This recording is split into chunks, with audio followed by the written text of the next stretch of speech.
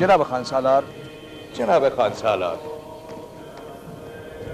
خانسالار، آمون نگهدار آپوفیس باشد. درود بر کیمونی کاهن، جانشین جناب آنخماهو. آمون عبادات شما را بپذیرد. من همیشه گفتم که آپوفیس به عکس اربابش آمنهوتپ سوم مرد با ایمانی است. ایمان من کجا؟ جناب آمنهوتپ کجا؟ فرمانروا خود دارای مقام نیمه خدایی است. چگونه میتواند بی ایمان باشد؟ هم او بی ایمان است، هم پوتیفار عزیز مصر. من اطمینان دارم که شما بارها شاهد اهانت او به کاهنان معبد و خدایان نبوده ای؟ چرا بودم؟ اما خدایان مجازن هر گونه که خواستن با یکدیگر سخن بگویند. این نشانه بی ایمانی نیست. آنها با ما فرق دارند.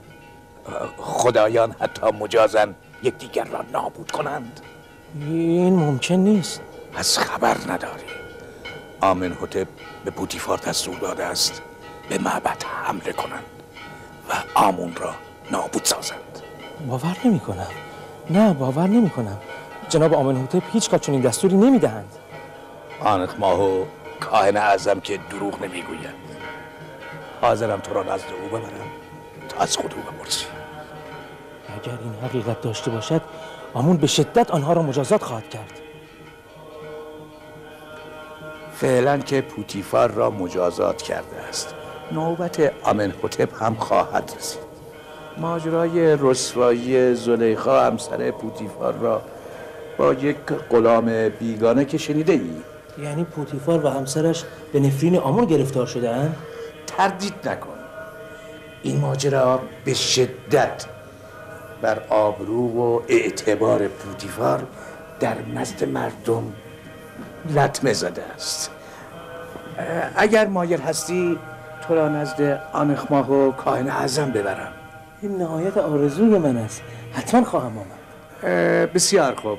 فعلا که جناب آنخماهو نیستم، به محض اینکه تشریف فرما شدم تو را نزد ایشان خواهم برد.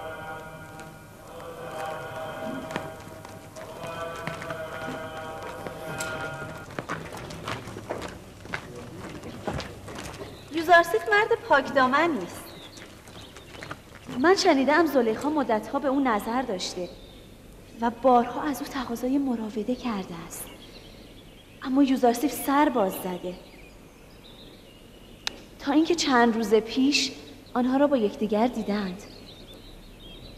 در همه شهر سخن از این ماجراست. یک اشراف زاده، دومین زن سرزمین مصر، چگونه توانسته چون این خیانتی را مرتکب شوند؟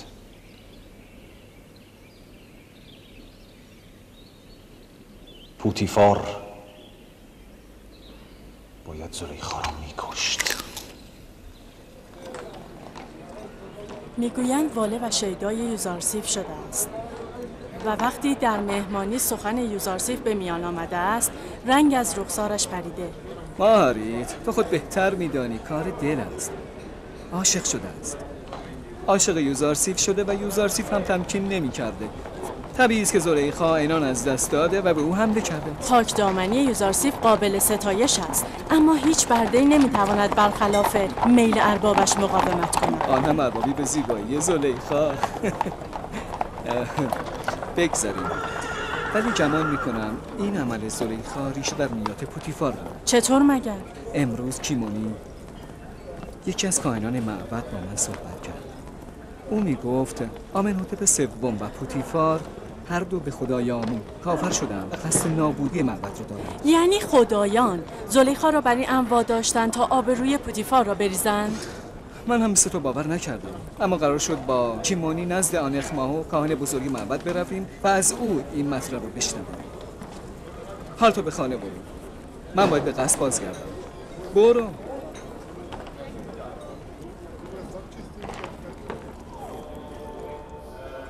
همان گونه که نیل دوباره زنده می شود و گیاهان زندگی را از سر می گیرند، پیروان من نیز پس از مرگ می توانند دوباره زنده شوند. این از فرامین من است. اجساد خود را مومیایی کنید تا زندگی شما ادامه یابد و با مرگ رشته حیات شما قطع نشود. آیا ندیده اید که اجساد شما را در خاک خوش هزاران سال سالم نگه می‌دارم؟ این اراده من در خصوص بندگانی است که مرا خوشنود کنند، مرا با نزولات خود خوشنود کنند، معبد مرا آکنده از هدایای گرانبها کنید تا شما را در جهان پس از مرگ جاودانه سازم. گیجی هوتی، من آمون را خدای خدایان نگاه های مردد را می‌بینم و تردید و بی ایمانی را در نگاه شما می‌خوانم. امروز تو را می‌بخشم، اما از این پس نگاه پنهان به دزدانی تو پاداشی جز مرگ ندارم. پوزش می‌طلبم، مرا عفو کنید. از آمون خدای خدایان پوزش می‌طلبم. مرا ببخشید، مرا ببخشید، مرا عفو کنید. من همه شما را برکت داده حیات جاودانه می‌بخشم. از حضور شما به استراحتگاه خود می‌روم تا رنج هدایت و حمایت بندگان را با استراحت هستن به در کرده و خود را برای هدایت بندگان و تدبیر امور هستی در روز دیگر آماده کنم.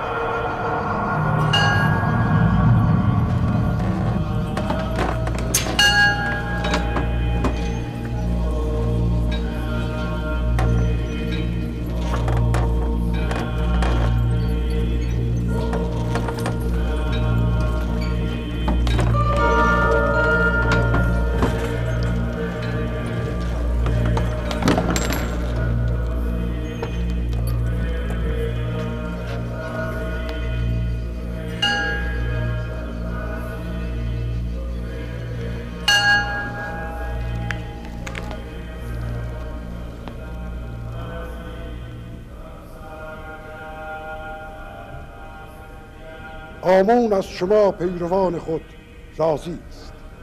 معبد و خادمین معبد را فراموش نکنید. با هدایا و نزولات خود آمون را خوشنود کنید.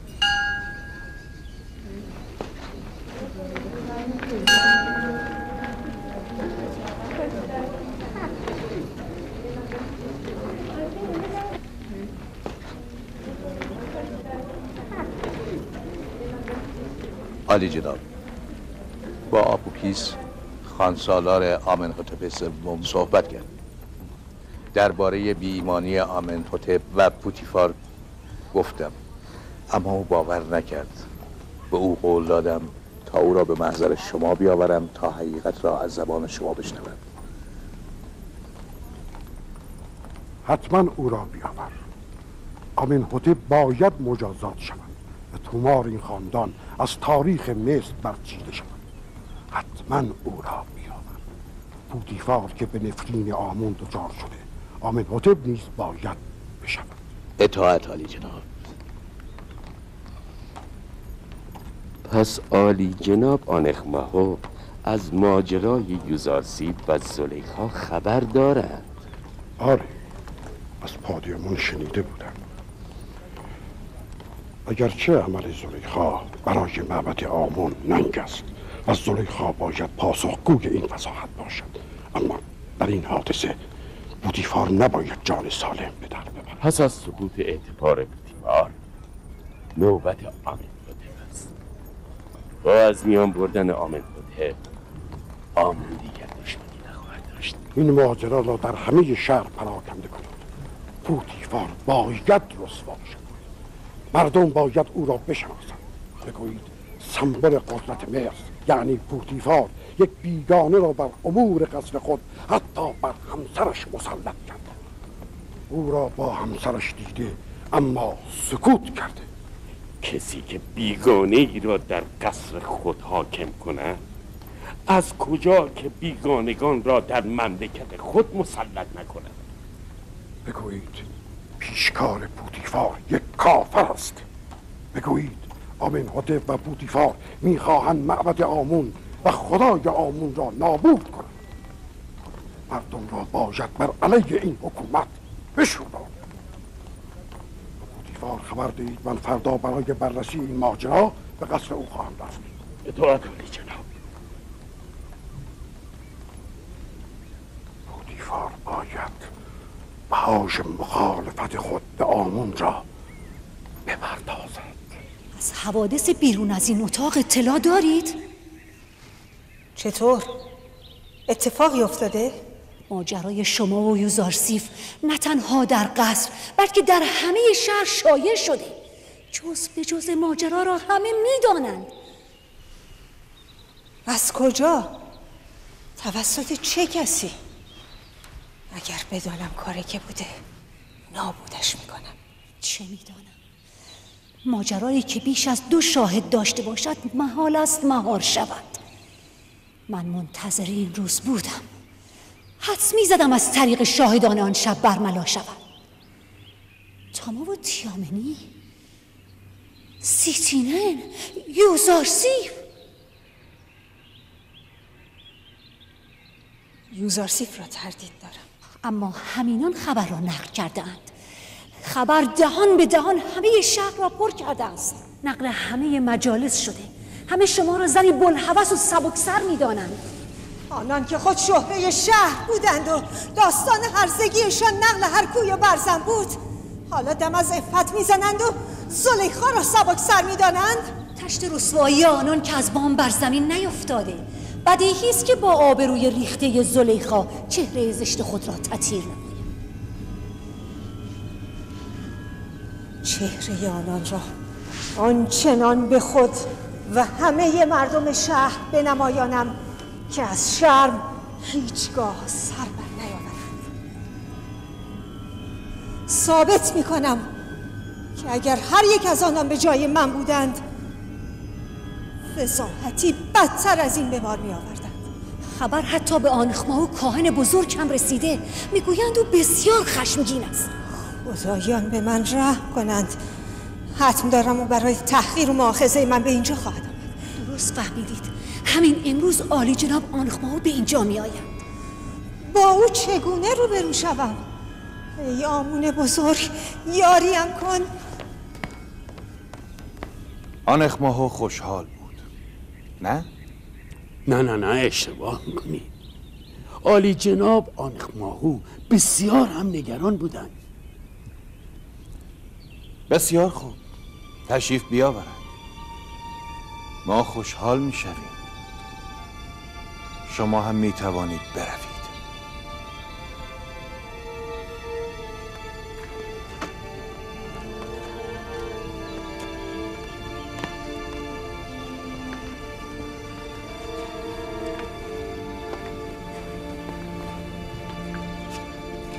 من که دشمن ارباب معابد و مخالف خودکامگی های آنخماو هستم، حالا باید او را به قصر خود بپذیرم و نیش و کنایه هایش را تحمل کنم. اگر نبودش که وافرم به تو به شدت مجازات می شدی. اگر فقط همسرم بودی به دست دشخیم می سپردمت. اما چه کنم که تو همسر آمون نیز هستی. قصد خیانت به آمون را داشتی. باید برای او قربانی کنی و از پیشگاهش عذر تقصیر بطلبی.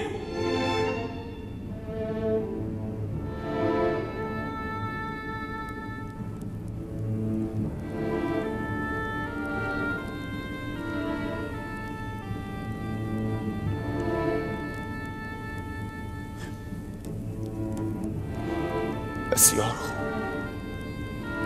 بسیار خوب. من تو را میبخشم.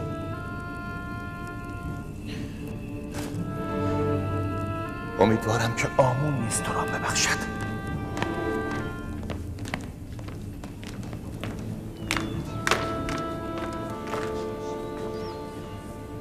درود بر جناب یوزارسیف.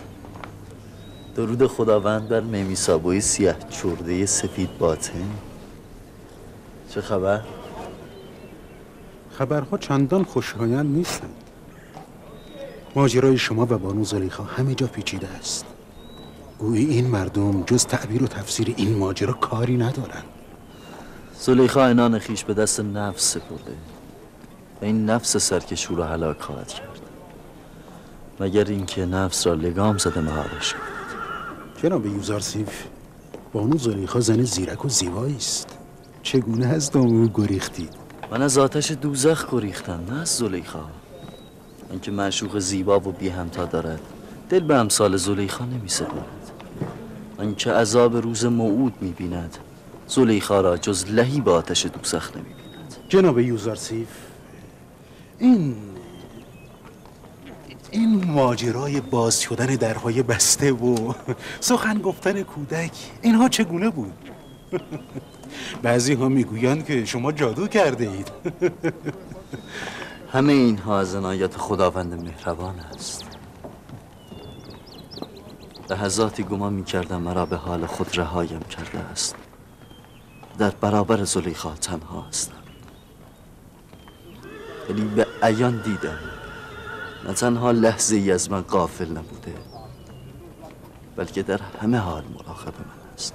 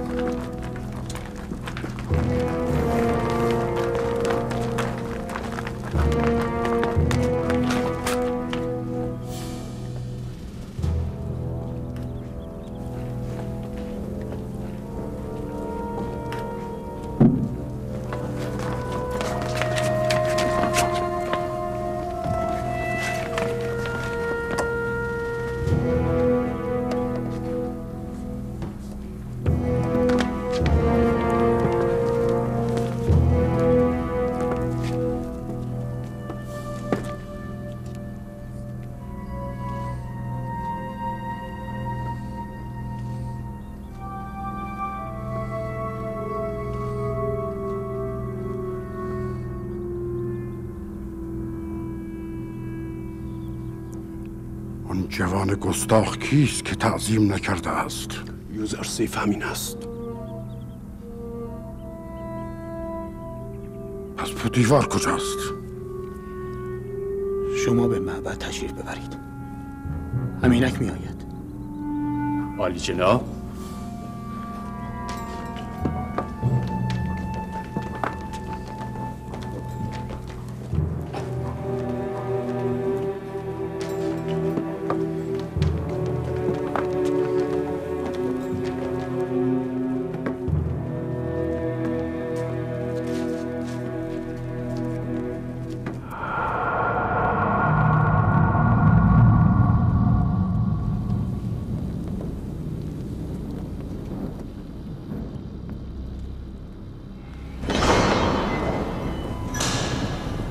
عالی جناب پوتیفار و بانو زلیخا.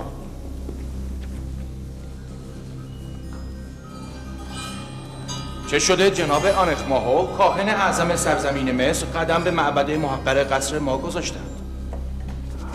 آمون شمسار است. آمون در برابر دشمنانش تحقیر شد. زلیخا، تو الهه معبد آمون و از همسران بزرگترین خدای مصر هستی. این چه رنگی است که به بار آوردی؟ چرا حرمت آمون را نگه نداشتی؟ شما به جوانی دل بسیج که دشمنان آمون است و بارها و بارها با کاهنان معبد مخالفت و نزاع داشته. شما با تسلیم خود به بیگانه‌ای که معلوم نیست چه خدایی دارد آموند را در برابر خدای بیگانه تحقیر کرده اید.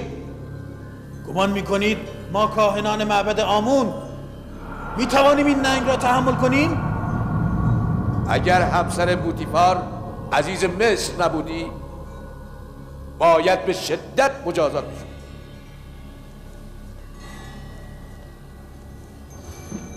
چه میخواهی بگویی؟ اصلا چه چیز برای گفتن داری؟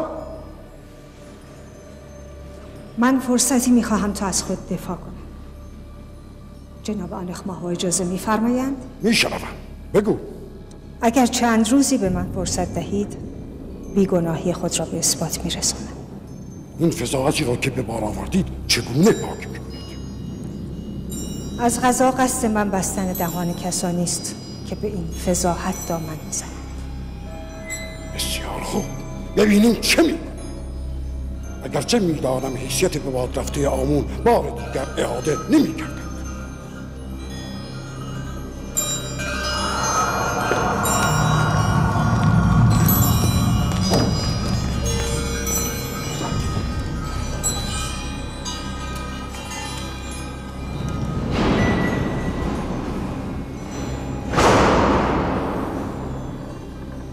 زهر تلخی را که آنخماهو با نیش و کنایه به جانم ریخت تو به دستش دادی، وگرنه او و پادیامون کوچکتر از آنند که به در خانه من حتی پاس کنند.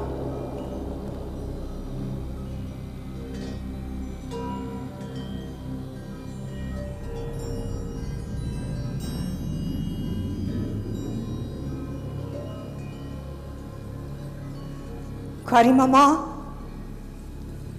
بله بانوی من. مهمانی بزرگی ترتیب دهید و تمامی زنان اشراف و دربار را به آن دعوت کنید. با آنها کار دارم.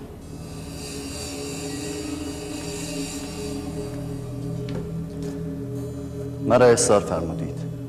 با من امری بود؟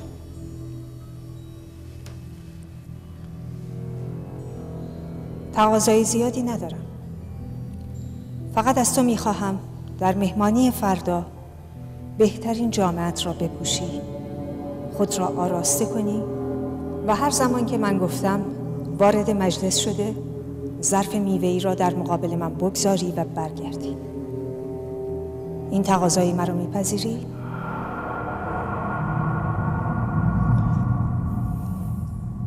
مانعی نیست.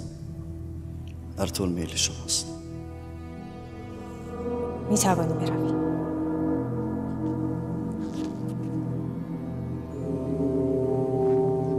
برای همه مهمانها دوشک‌های نرم و مخدر فراهم کنید. میخواهم کاملا راحت باشند. برای آنان بهترین اطعمه و اشربه را تهیه کنید. مقدار زیادی ترنج و به تعداد مهمانها چاقوی تیز و برنده.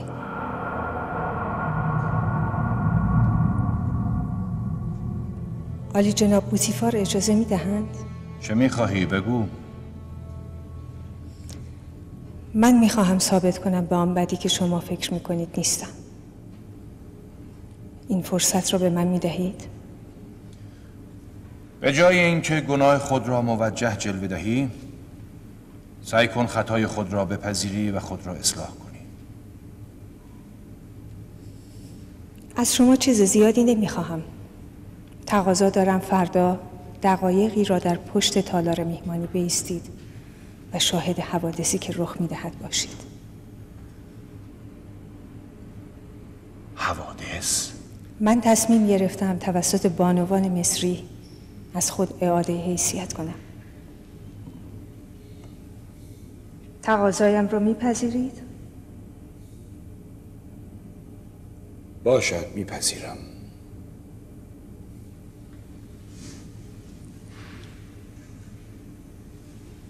سپاسگزارم.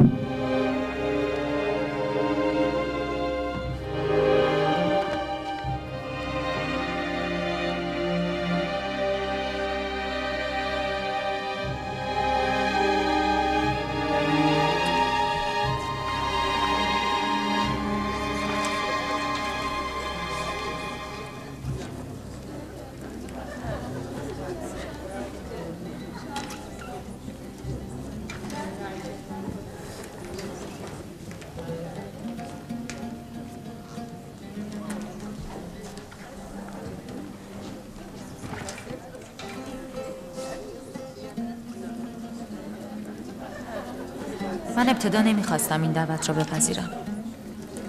حضور در مجلس زلیخا با آن ننگی که به بار آورد خود ننگ است. اما پادیامون همسرم اصرار کرد که در این مجلس شرکت کنم. من نیز رغبتی نداشتم، اما کنجکاوی تحریکم کرد. خیلی دلم میخواهد از اتفاقی که رخ داده آگاه شوم.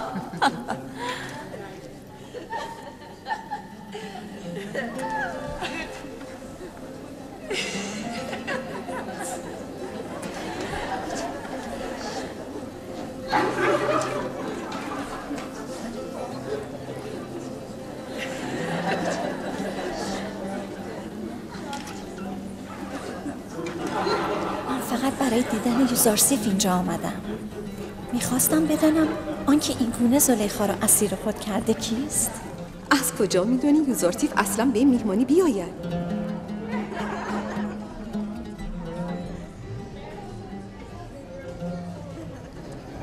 اگر راه گریزی بود میگریختم. حضور در این مجلس شیطانی برایم زجرآور است.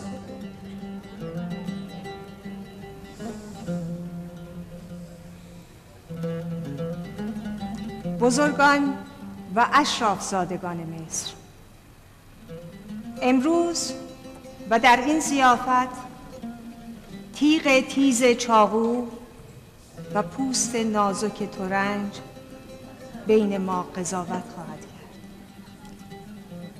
از شما تقاضا می کنم زمانی از ترنج ها میل کنید که من اشاره می کنم. این یک مهمانی مخصوص است. بعداً دلیل آن را خواهید دانست.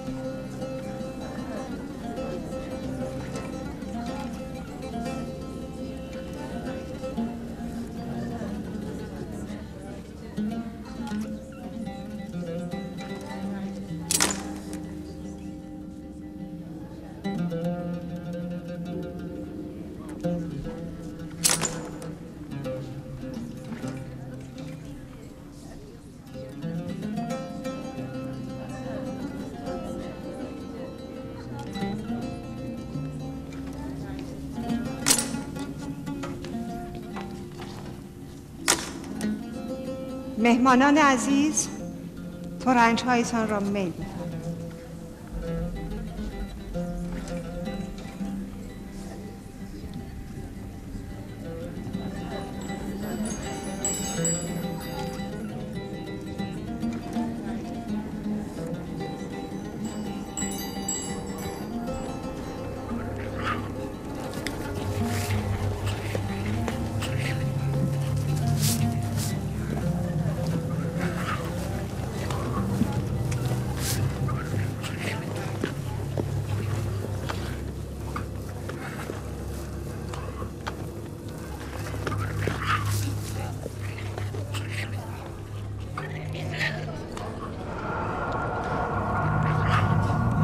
یوزارسیف داخل شود.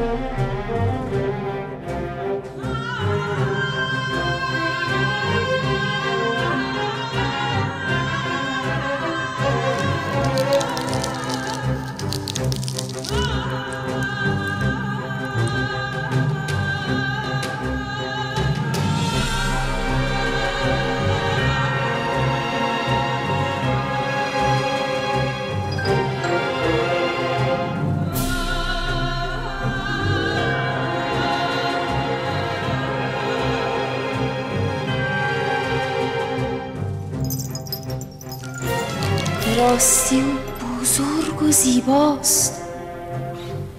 زیباتر از او را ندیدم.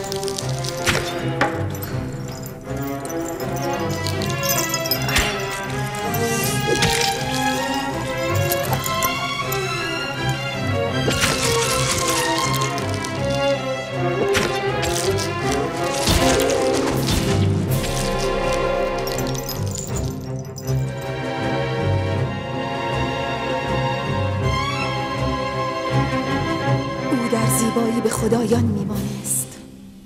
او انسان نیست، رب النوع زیبایی است.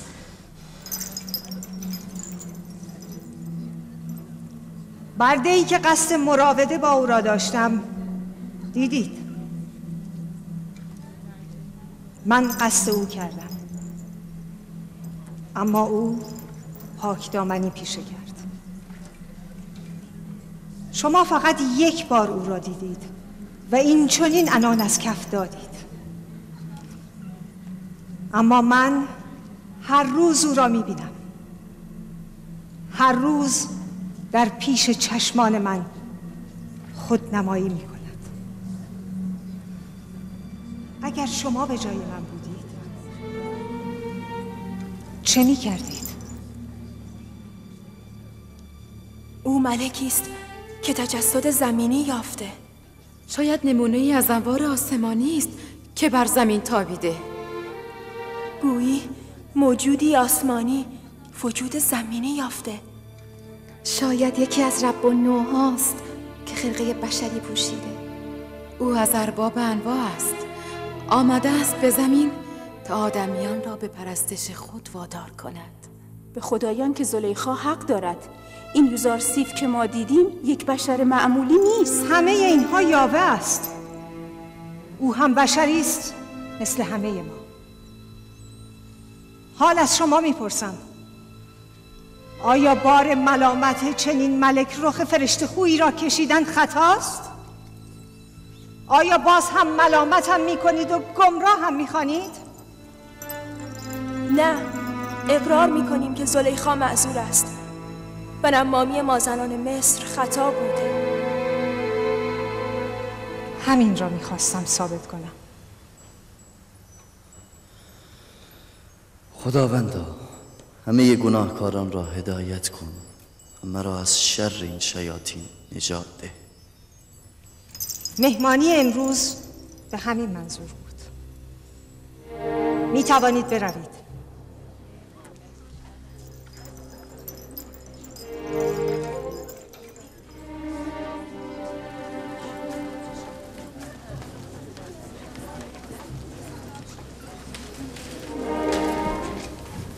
همه چیز را دیدم.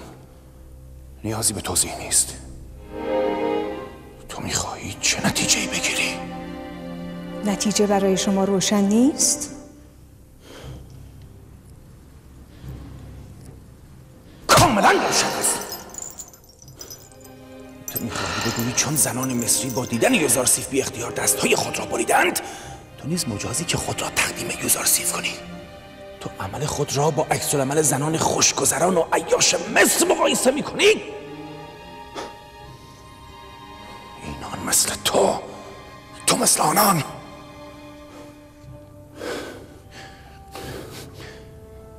چرا خود را با زنان پاکدامن مقایسه نمی کنی؟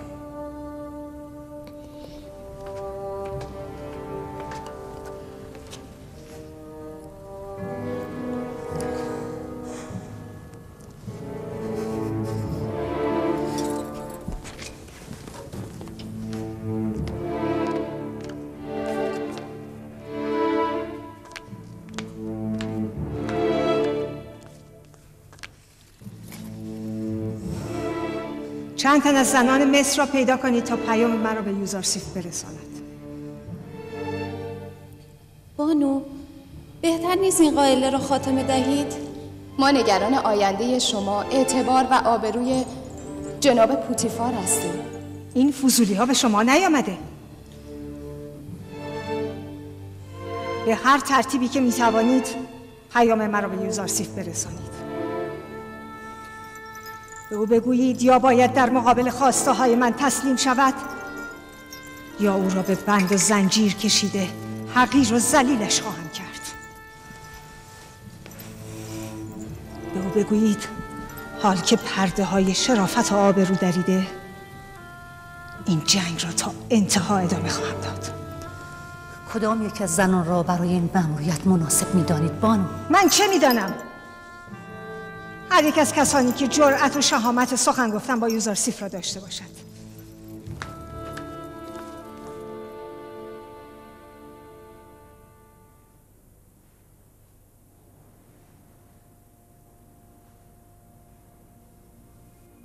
پروردگارا، اگر کید این زنان را از من نگردانی و نیرنگ اینان کارگر شود، من از زیانکاران خواهم بود. این منصفانه نیست. زلیخا تو را بریده و مهر تو را سالها در دل پروریده. روا نیست که فرمان او را نبری و در حق خود ستم کنی. عاقبت این نافرمانی جز بند و زندان نیست. یقین بدانید که هرگز تسلیم زلیخا نخواهم شد. اگر با او موافقت کنم، حق تعالی را مخالفت کردم. بسیار خوب، پس یکی از ما را اختیار کن. بیشک شیفتگی ما کم از سوختگی زلیخا نیست. شما چقدر فرومایه اید. وقتی بانو زلیخا را که بر من حق مالکیت و نعمت است در گناه اطاعت نمی کنم، شما بیگانگان را اطاعت خواهم کرد. چهره دلنشین و مهربان شما نشان از قلبی مهربان دارد. شیفتگان خود را رنجاندن رسم بزرگان نیست. اگر بار دیگر تقاضای باطل خیش را تکرار کنید، قید ادب و احترام را زده با شما با زبان لعن و اهانت سخن خواهم گفت. ظاهراً جناب یوزارسیف خود را برای هر گونه مجازاتی آماده کردند.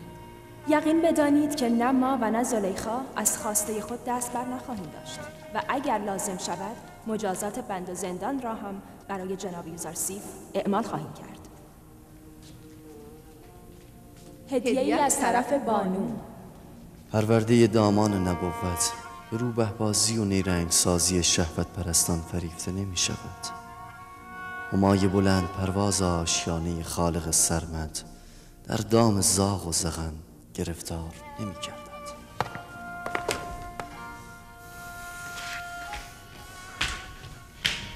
درود بر عالی جناب یوزارسیف. هیچگاه برای من تعظیم نکن ممیسابو. من عادت کردم عالی جناب. از کودکی به من آموختند که در برابر بزرگان تعظیم کنم. آن بزرگی که همه باید در برابر او تعظیم کنند من نیستم. او به راستی لایق تعظیم است. چه میخوایی؟ چیزی نمیخواستم. چی میخواستم بگویم؟ میخواستم بگویم که این زنانی که از اتاق شما بیرون آمدن به نزد بانو زلیخا رفتند. طبیعی است. آنها از طرف بانو زلیخا مأمور بودند که مرا وادار به تمکین کنند. حال رفتند که عدم موفقیتشان را گزارش دهند. راستی ممیسابو، تو میدانی این دستمال ها برای چیست؟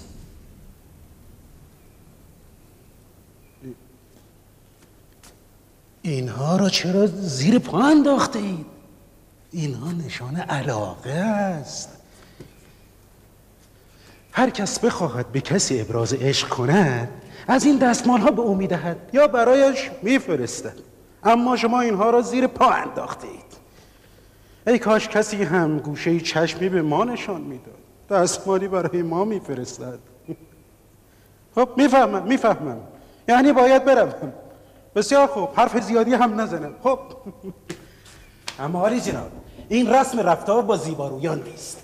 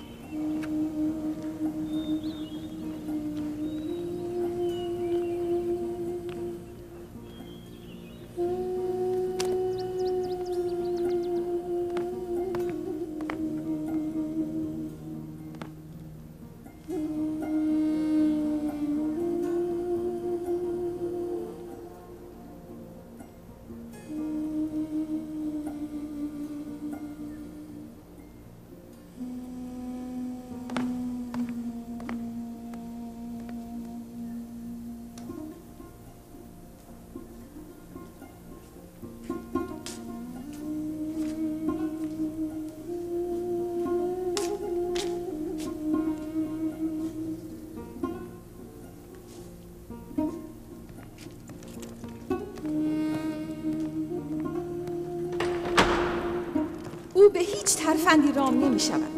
اگر سنگ بود نرمش می کردم، اما یوزارسیف از سنگ هم سخت‌تر است. تلاش بیفایده است. با او به نتیجه نمی رسیم. خب شما می گویید چه کنم؟ یعنی هیچ راهی ندارد؟ یوزارسیف باید زندانی شود. این تنها راه است. زندان؟ شاید در کنج زندان قدر و قیمت دولت سرای شما را دریابد. طعم زندان را که چشید به پاس خلاصی سر در قدوم شما خواهد گذاشت. ولی من نمیتوانم. زندان او را از من دور میکند. بالاخره شما میخواهید این سرسخت رام شود یا نه؟ این یک تنبیه است. زندانی موقت برای شکستن مقاومت یوزارسیف. زندان غرور او را خواهد شکست. تسلیم که شد آزادش میکنیم. یوزارسیف را به اتاق 7 بخوان.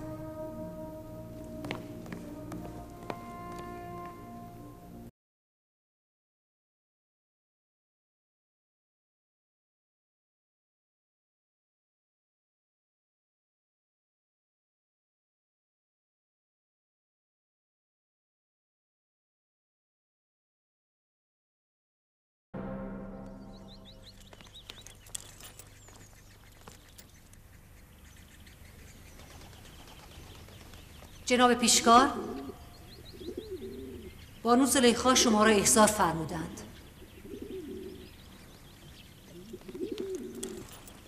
بروید.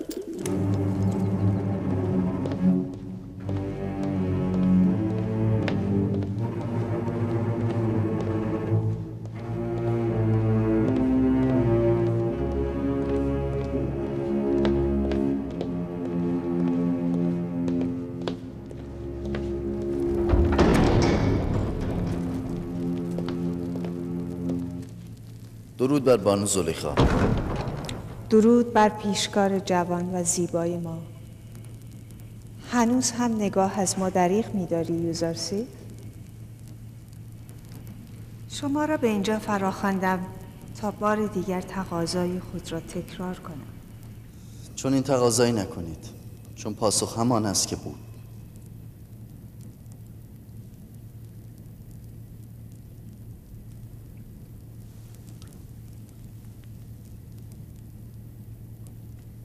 هنوز از من رنجیده خاطر هستی؟ از بابت آن روز پوزش می‌طلبم. من حاضر به گناه نیستم و شما به خواسته خود نمی‌رسید. می‌دانی که زلیخا با پاسخ نه بیگانه است.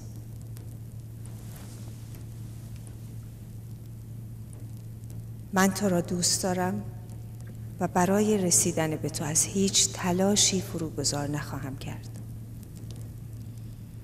تا آنجا که مرا در آتش دوزخ بیفکنید.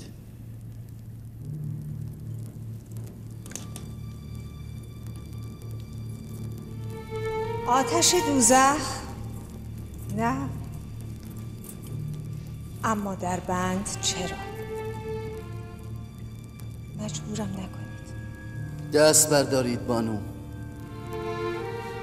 بیش از این خود و مرا شپره شهر نکنید. جناب پوتیفار که به ما بدی نکرده، حیثیت او را بیش از این به بازی نگیرید. شما را برای نصیحت اینجا نخواندم. ظاهراً قصد اطاعت ندارید. بسیار خوب، می توانید بروید. اما بدانید از این پس زلیخا به جای قلب تکه‌ای سنگ در سینه خواهد نشاند. بروید.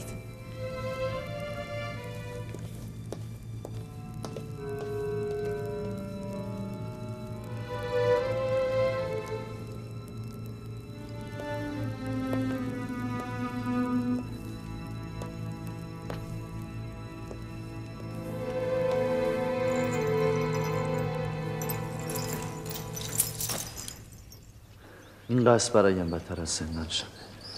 مدام در انتظار توطئه و دسیسه به سر میبرم. مدام نگران تهمت و افترایی تازه هستم. تو که قصد تمکین و اطاعت از زلیخا را نداری؟ خب فرار کن. من نسیاریت میکنم. آن وقت با فرار خود که همه تهمت‌ها را تایید کردم.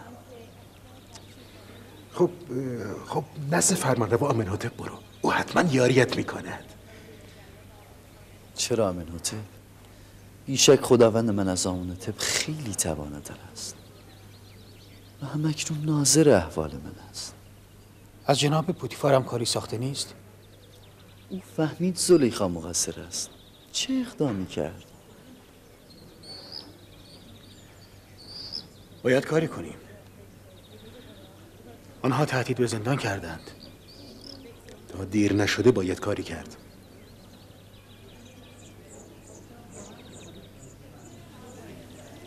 من زندان را دوست‌تر می‌دارم از گناهی که این زنان مرا به آن می‌خوانند. من به خداوند قادر و توانا پناه برده و صبر پیشه خواهم کرد و منتظر حوادث آینده خواهم بود تا خداوند چه پیش آورد. پایی نمانده که پیش نگذاشته باشم، رازی نمانده که از دل برون نینداخته، نیازی نمانده که ابراز نکرده باشم، پرده ای نمانده که ندریده، نازی نمانده که نکشیده باشم. تو بگو چه کنم؟ زنان اشراف مصری همانان که دشمنان دیرینم هستند چاره کار را در بند و زندان می‌دانند. از آنجا که درد شما و زنان اشراف مصری مشترک است، درمان هم مشترک خواهد بود. من هم بند و زندان را تایید می‌کنم. بسیار خوب، اقدام می‌کنم. از امروز یوزارسیف چهره دیگر از زلیخا را خواهد دید. رخساره روشن عشق در زلیخا به چهره سیاه نفرت بدل خواهد شد.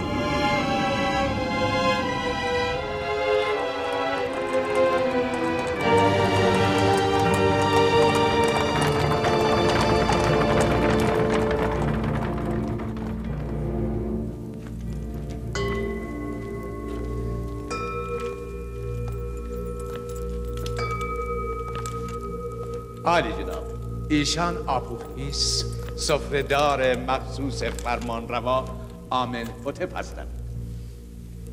خدایان تو را حفظ کند. ایشان از پیروان راستین آمون هستند. من ایشان را همیشه در حال راز و نیاز با آمون دیدم. این روزها آمون خدای بزرگ ما غمگین است. مدتی است که دستهایی بر علیه او توطئه می‌کنند و قصد نابودی آمون رو دارند. دیگر پیروان او غافل شدند و از او حمایت نمی. ولی من هنوز کسانی را میشناسم که با تمام وجود آمون را میپرستند. تعدادشان هم کم نیست عالی جناب. من نگرانم مبادا همین تعداد باقی مانده نیز پراکنده شود. متاسفانه همه خبرها را نمی شود به مردم گفت، چرا که مایوس کننده است. البته جناب کیمونی مطالبی در مورد آمنحتپ و پوتیفار فرمودند که باور کردنش کمی سخت است. ابتدا ما هم باورمان نمیشد، ولی اکنون باخبر شدیم که آمنحتپ سوم به پوتیفار دستور تجهیز نیرو داده‌اند تا به معبد بتازد و آمون و پیروانش را نابود کند. عالی جناب، از شما چه پنهان؟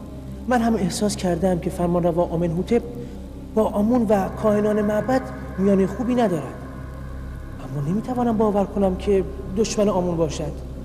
آخر میدانید او مقام نیمه خدایی دارد، او خود فرزند خداست. همین دردناک است و گناه او را سنگین تر می کند. او که باید خادم خدایان باشد، خائن به خدایان از کار در آمده است. اگر موفق شود به وسیله پوتیفار کافر و بی ایمان به معبد بتازد، هم آمون را از بین خواهد برد، هم پیروانش را. خب پس باید کاری کرد.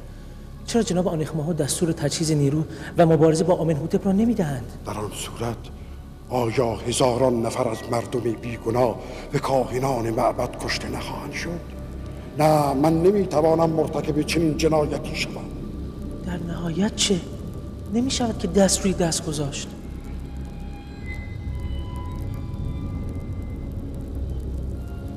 من فکر میکنم باید برای جلوگیری از کشت و کشتار و دفاع از آمون باید عوامل اصلی جنگ افروزی را نابود کرد.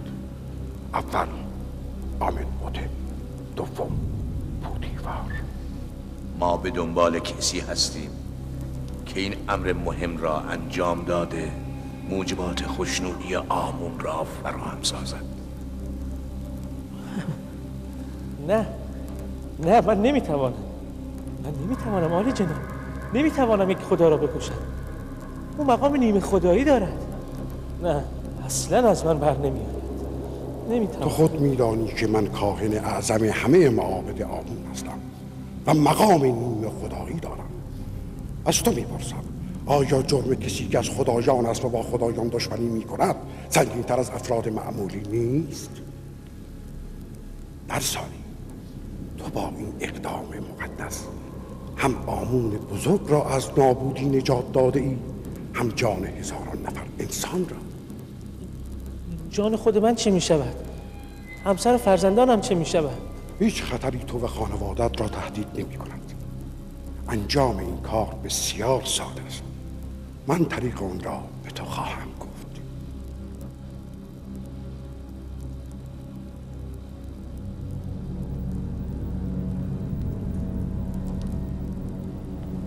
تو چرا میخواهی همچنان سفره داری ساده باقی بمانی؟ تو چرا نباید خزانه دار یا رئیس کشاورزی مصر شوی؟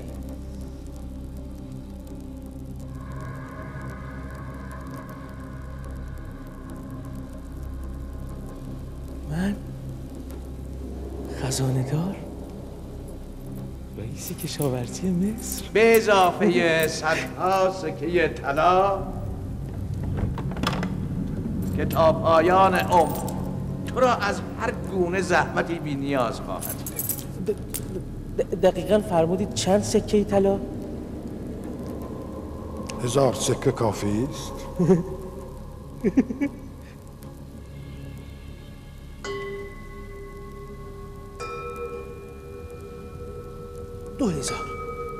2000 سکه. آخر میدانید من در قصد دوستی دارم که باید او را با خود همراه کنم. به هر حال اگر 2000 سکه شود مانعی نیست. باید از ثروت عظیم آمون برای حفظ او استفاده کرد.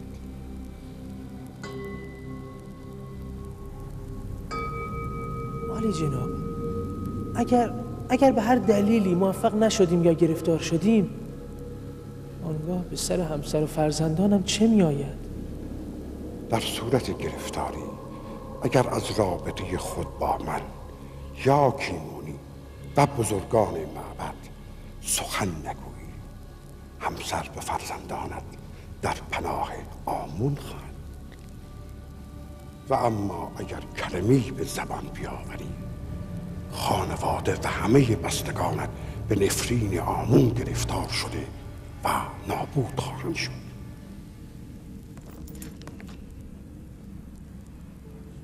عالی جناب، بانو زلیخا قصد ورود دارند.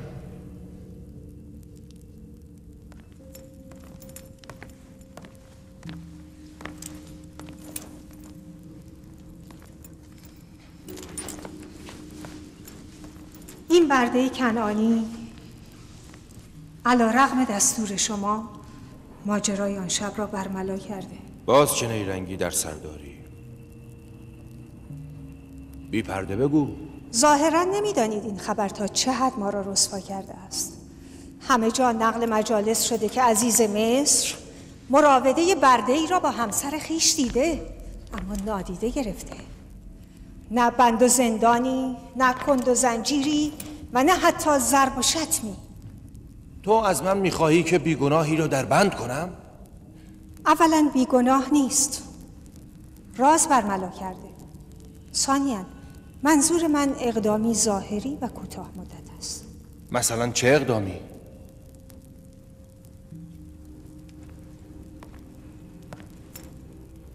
او را زندانی کنید. بیشک در بند کردن یوزارسیف دهانهای یاوه‌گو و نمام را میبندد.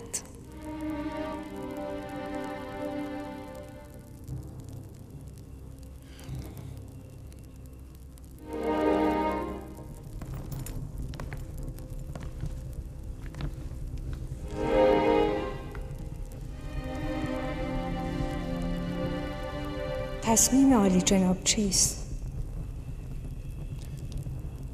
نیاز به کمی تعمق دارم. شما بروید. پاسخ برای بعد.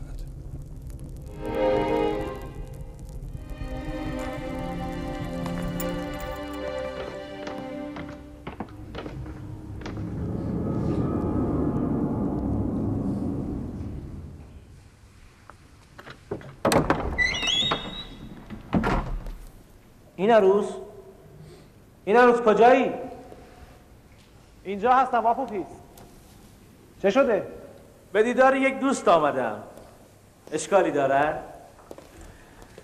تو معمولاً به ندرت اینجا می آیی. اتفاقی افتاده؟ نمیدارم چه بگویم و از کجا آغاز کنم. گاه انسان به دیدار یک دوست قدیمی نیاز دارد. نیاز به درد و دل. نیاز به یار و مددکار. از من چه کاری ساخته است؟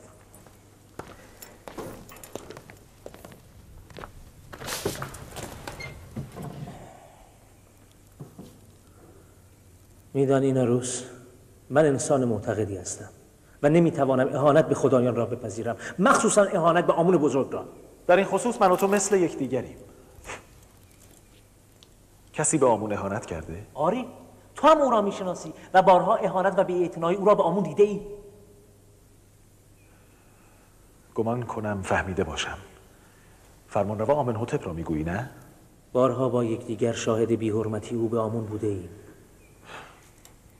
چه باید کرد؟ به هر حال او فرمانرواست و ما مجبوریم سکوت کنیم. ای کاش فقط بی‌حرمتی میکرد. میخواهد علیه آمون اقدام کند و تومار آمون پرستان را در هم بپیچد. خدایان رحم کنند. اگر حقیقت داشته باشد جنگ بزرگی به راه خواهد افتاد. هزاران نفر کشته خواهند شد.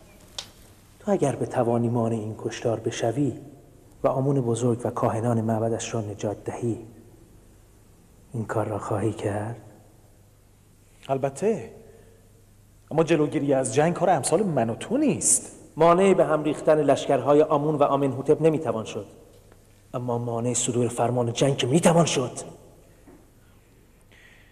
منظور خود را واضح تر بگو. ما چگونه میتوانیم مانع صدور فرمان جنگ از طرف آمنحتپ شویم؟ همین ذهن مرا به خود مشغول کرده است. من برای پیدا کردن راه حل نزد تو آمدم. راه حل؟ مثلا چه راه حل؟ من بروم جلوی دهان آمنحتپ را بگیرم که فرمان جنگ صادر نکنه. جلوی دهان او را نمیتوان گرفت، اما برای همیشه که میتوان بست. به خدایان سوگند که دیوانه، بس کن.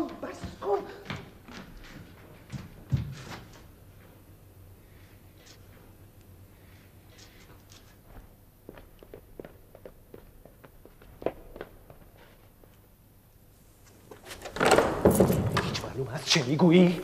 عقلت را از دست داده ای؟ دیوانه شده ای یا از جانت سیر شده ای؟ ایناروس، مگر تو نگفتی دلت میخواهد مانع سقوط آمون و کشتار مردم شهر تبس شوی، ها؟ آری، اما این که راه حل نیست. آمنحتپ خود مقام نیمه خدایی دارد، مگر میتوان او را کشت؟ نه، آمنحتپ مقام نیمه خدایی ندارد. اگر از خدایان بود علیه آمون و معبد مقدس اقدام نمی‌کرد. چون این اقدام بزرگی نیاز به تفکر دارد. بدون مقدمه نمیتوان اقدام کرد. چگونه میتوان آمنحتپ با آن همه محافظ و سرباز و با آن قدرت عظیم را به این آسانی که تو میگویی از میان برداشت و کشت؟ چرا که نه؟ مایه آن چند قطره زهر است. نه لشکر لازم دارد، نه زور بازو. من نمیتوانم علیه هیچ خدایی اقدام کنم. اگر به گفته تو آمنحتپ از خدایان باشد و جرم او سنگین‌تر است، من به این فکر میکنم که اگر یک خدا از بین برود، بهتر است که همه خدایان و هزاران نفر از مردم شهر کشته شوند. من معتقدم باید بیشتر فکر کرد. باید بیشتر فکر کرد. عجله کار عاقلانه ای نیست. وقت کم است. اگر همین فردا آمنحتپ فرمان حمله به معبد را صادر کند چه؟ میدانی چه فاجعه‌ای به بار می آید؟ با این حال باز تا فردا فرصت داریم. بگذار امشب را فکر کنم.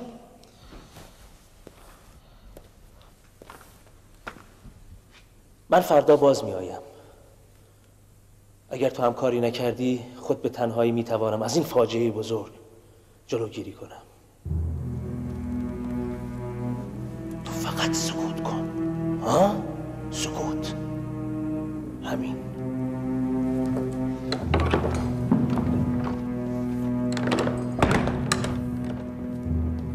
اگر موفق نشدیم چه؟ اگر او که فرزند خداست به رازمان پی برد چه؟ اگر موفق شدیم پوتیفار و افسران مصر ما را زنده خواهند گذاشت. بر سر همسر و فرزندانمان چه خواهد آمد؟ و اگر آپوپیس تنها اقدام کند، آن وقت مرا شریک جرم معرفی کند، آن وقت چه؟ نمیدانم چه باید کرد. نمیدانم چه باید کرد.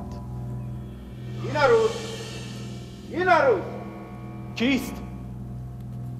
چه میخواهید؟ خدایگان آمنحتب شراب میخواهند. حتما همینک میآیم.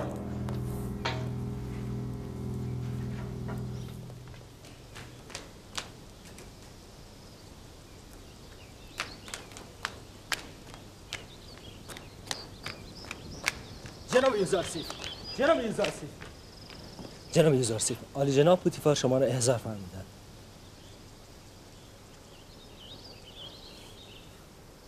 چه شده؟ مگر برای اولین بار است که جناب پوتیفار مرا به حضور می‌خوانند؟ بعد از ماجرای شما و بانو زلیخا، آری اولین بار است. شاید مسئله مهمی باشد. نگران نباشید. من با وجود خداوند بزرگ از کسی بیم ندارم.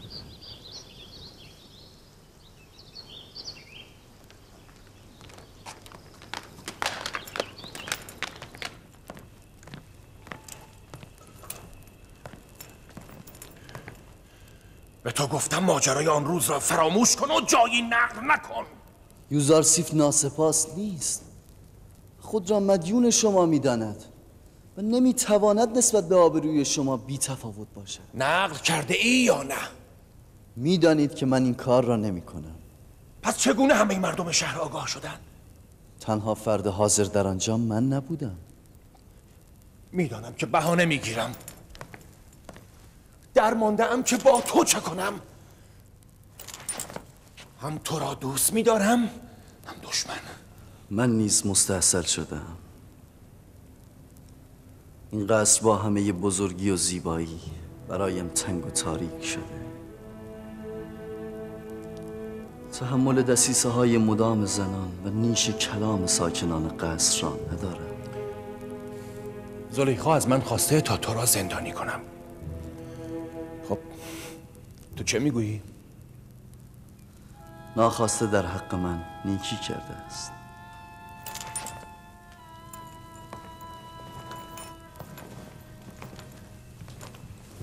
منظور تو را نمیفهمم.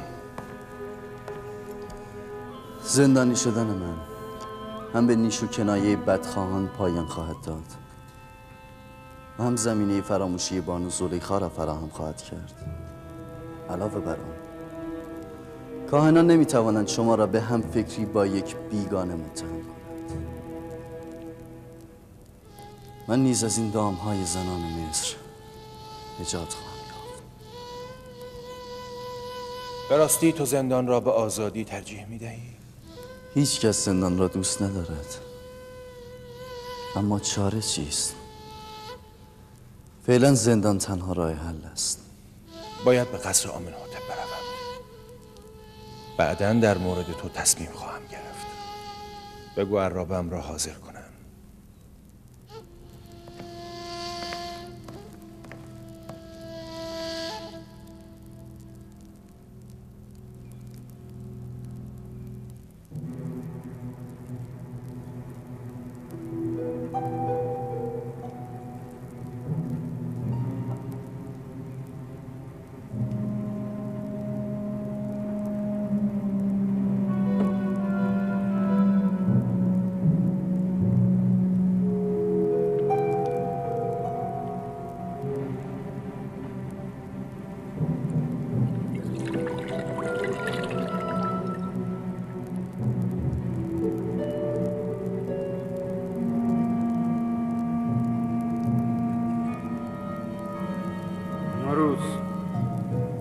چه می شود؟ رنگ بر چهره نداری؟ نه عالی جناب، نه چیزی نیست. من حالم خوب است.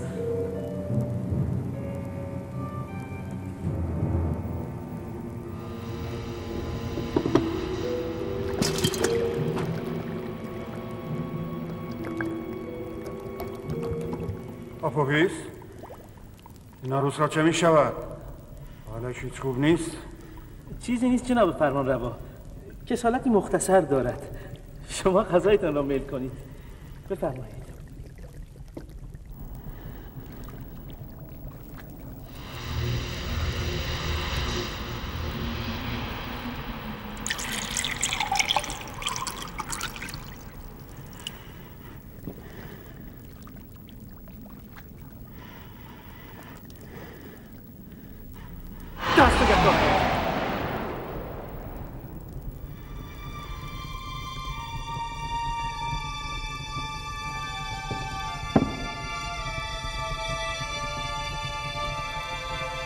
از این غذا نخورید. مسموم است. خائن کثیف، شراب تو مسموم بود نه غذای من.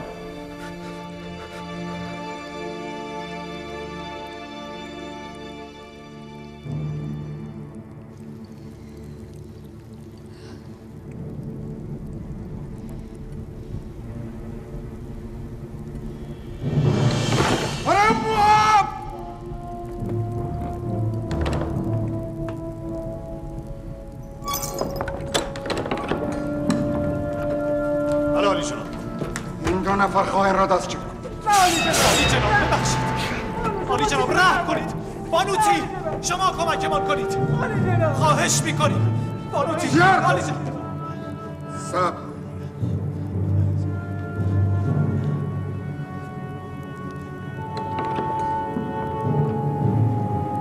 بگویید ماجرا چقدر است. عالی جناب، این خائن قصد کشتن شما را داشت. در شراب شما زهر ریخت. دروغ میگوید جناب فرمانروا. او بود که به من زهر داد تا در شراب شما بریزم. بسیار خوب. هر دوی شما از غذا و شراب بخورید. اگر نه همینجا در کاسه سر هر دویتان شراب خواهم نوشید.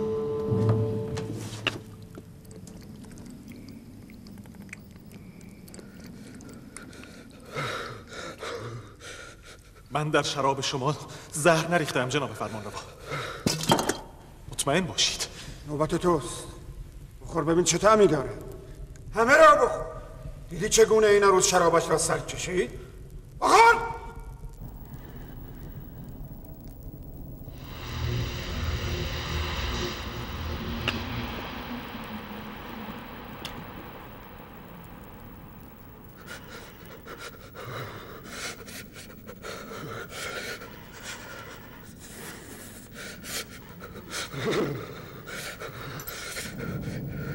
عالی جناب، نه عالی جناب، من اشتباه کردم، خطا کردم، مرا ببخشید. شما را به خدایان مرا ببخشید. برید! عالی جناب، عالی جناب خواهش میکنید. بانو شما سخنی بگویید. ما را ببخشید. ما را ببخشید.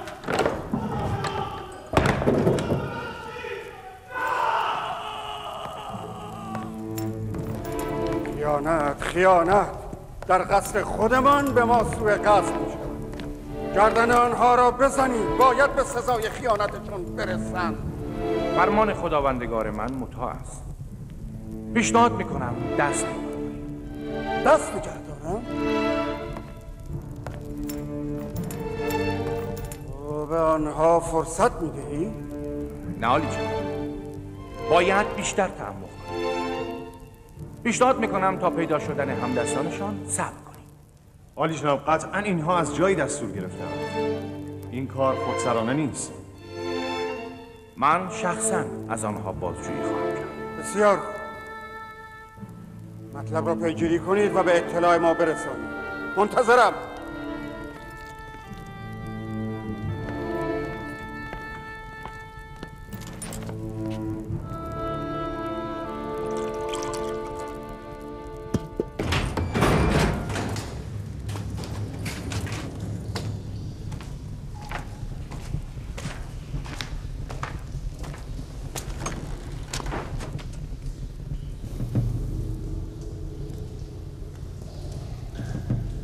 خب تعریف کنید ببینم ماجرا از چه قرار است.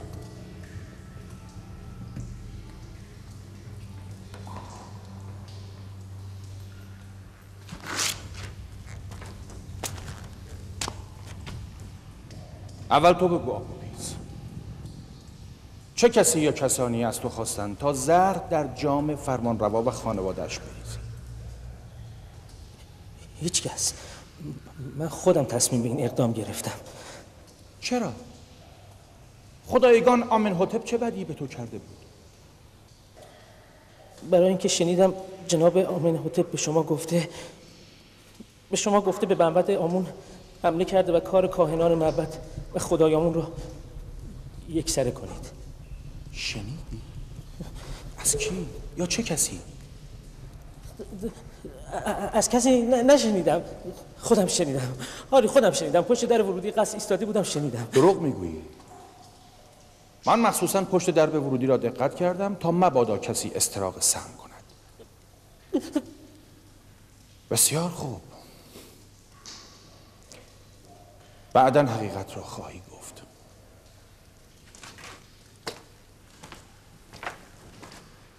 خب تو بگو. من خبر ندارم. روز گذشته آپوپیس به من گفت که آمنحتب قصد دارد توسط شما آمون و معبد شهر تبس را نابود کند. او از من خواست در تنگ شراب فرمانروا زهر بریزم، ولی من نریختم. دیدید که زهر را نیز به شما تحویل دادم. آیا کسی دیگری با تو تماس نگرفت؟ یا تو ندیدی کسی با آپوپیس تماس بگیرد؟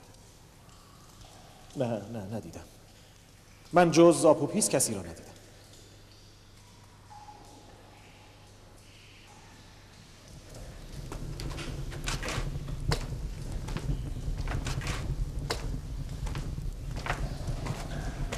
اینها را اینجا پیدا میکنم.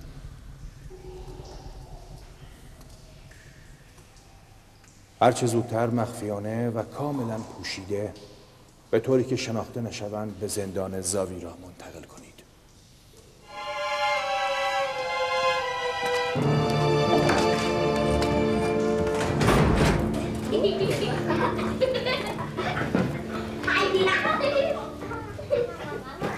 سیاه و سفید، آزاد و بد، زن و مرد، همه انسانند و یک خالق همه را خلق کرده. کسی را بر دیگری برتری نیست مگر به میزان انسانیت و خصال پسندیده. کاری ما معمولا به میان برده ها نمی آید. حتما کار مهمی پیش آمد. می توانم تنها با شما صحبت کنم؟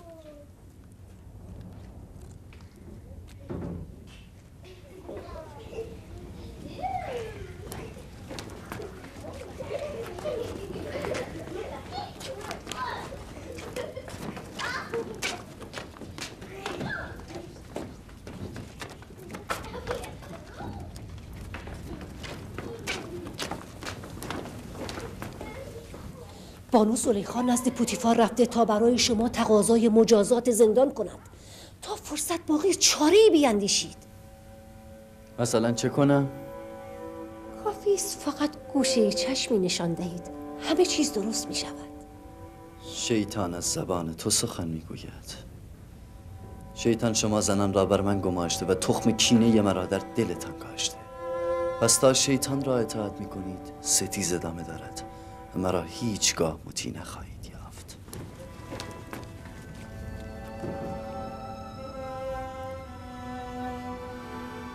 اگر خداوند شر اینان را از من نگرداند و مرا در کنف اسمت خویشتن شاند، معلوم نیست عاقبتم به کجا خواهد انجامید. او چه میگفت؟ اصلا از تو چه میخواهد؟ بگذار من برایت بگویم. یوزارسیف یا باید زلیخا و زنان مصر را برگزیند یا زندان را.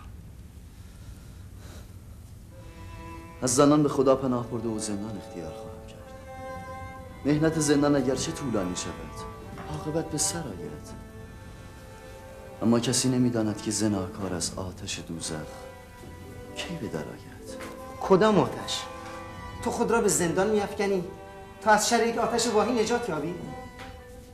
هیچ عاقلی ندیده که مهنت زندان را بر زیبارویان ترجیح دهد. جناب رودامو،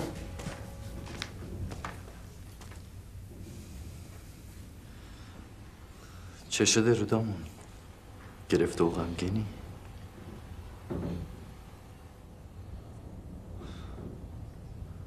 بالاخره پوتیفار دستور زندان مرا صادر کرد.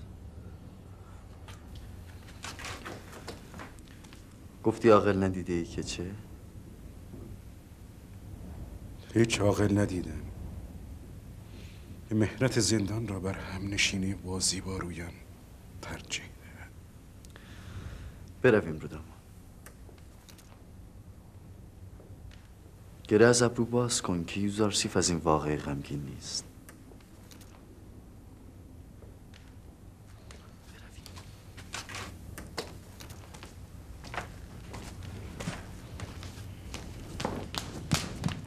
ببینه کی رو می آورند.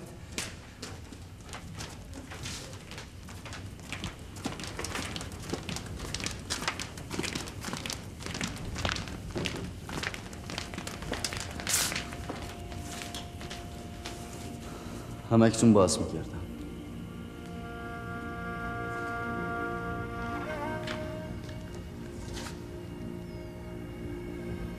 چه اتفاقی افتاده؟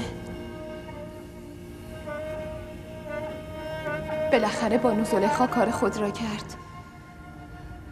یوزارسیف را به زندان میبرند.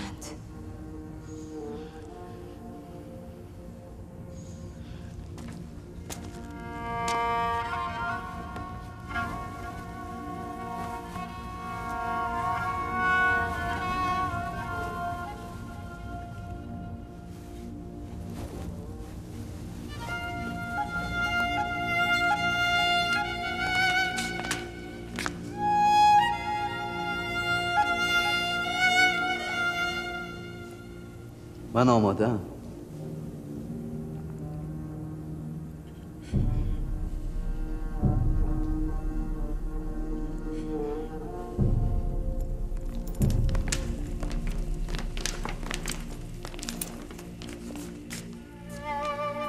ما میدانیم شما بیگناه هستید.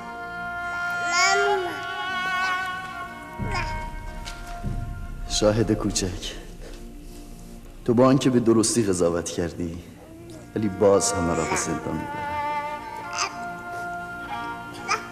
من راضی به رضای او هستم. شاید تقدیر این است. مراقب او باش.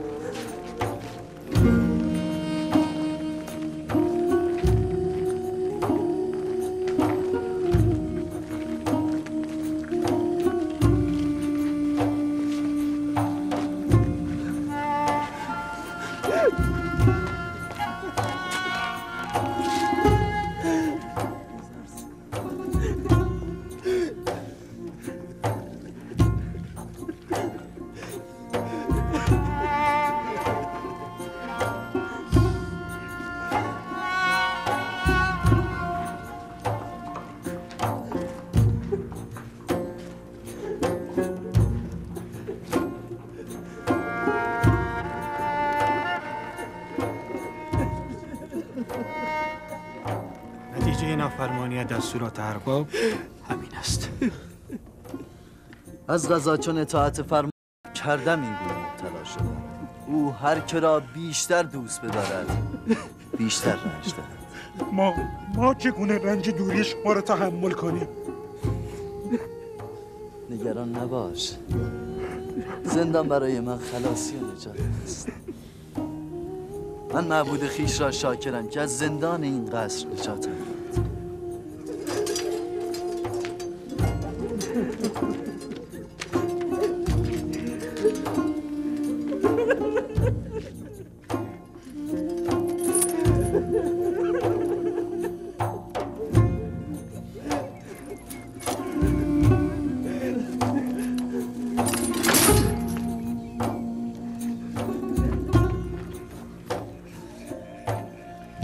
رئیس زندان زاویرا کیدامن نام دارد که دوستان من است. نگران نباش.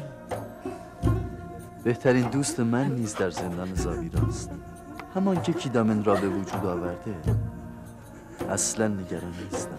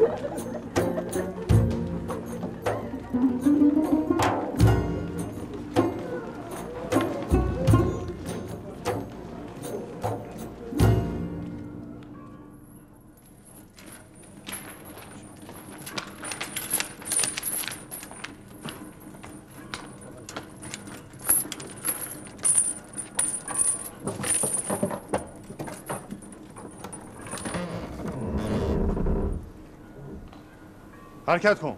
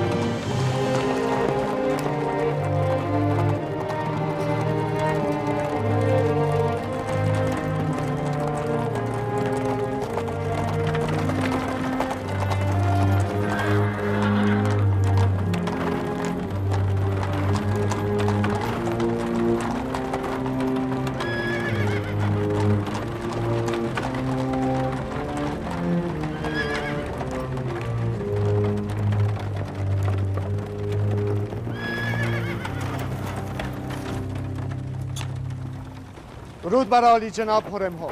سپاسگزارم.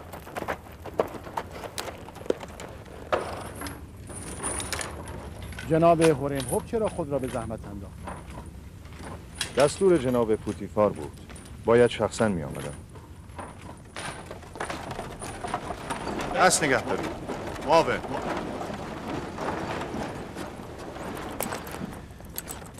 این دو ساقی و خانسالار فرمانروا آمن‌هوتپ هستند. ایناروس و آبوبیس. هیچ کس نباید با اینان تماس بگیرد. نامشان را هم برای کسی نگویید. و اگر کسی سراغ اینان را گرفت بلافاصله به جناب پوتیفار خبر دهید. در ضمن زندانشان هم باید از دیگر زندانیان جدا باشد. اطاعت عالی جناب. می توانم بپرسم جرمشان چیست؟ سوء قصد به جان آمن‌هوتپ و خاندان. ممکن است کسانی در صدد کشتن آنان برآیند. کاملا محافظت کنید. سعی کنید ناشناس بمانند. اطاعت عالی جناب.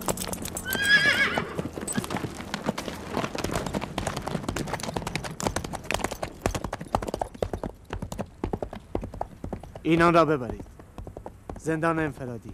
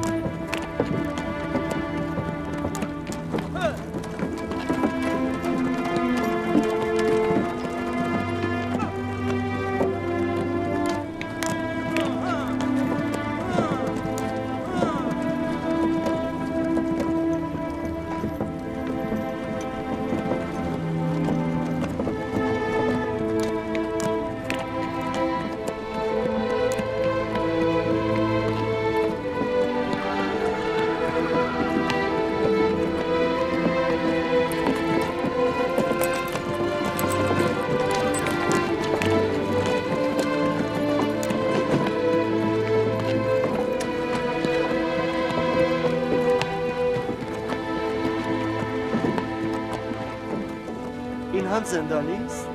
بله. جناب پوتیفار او را به زندان فرستاده.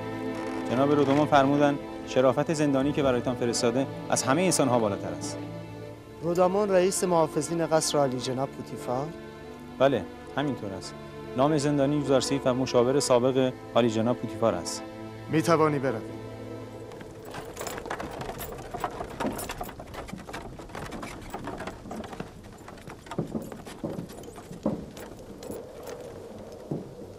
زندان جای تو نیست. چه شد که گذرت به اینجا افتاد؟ به جرم نافرمانی از ارباب خویش.